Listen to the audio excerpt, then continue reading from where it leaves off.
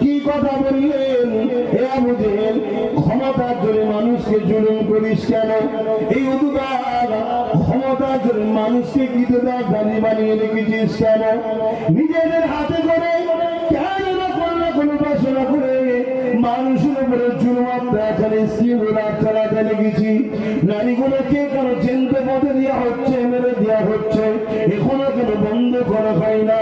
আজকে সেই নবীর উম্মত দাবি করে আমিও যখন দেখবো এই জমিনের উপরে নারীদের উপরে জুলুম অত্যাচার হবে, গরিবের উপরে জুলুম অত্যাচার হবে, আর আমি হুজুর বলবো বাবা দেখার দরকার নেই, নামাজ পড়ো, রোজা রাখো, মনে রেখে দুই হুজুর মুনাফিক ছাড়া অন্য কিছু হতে পারে না। ঠিক না ঠিক?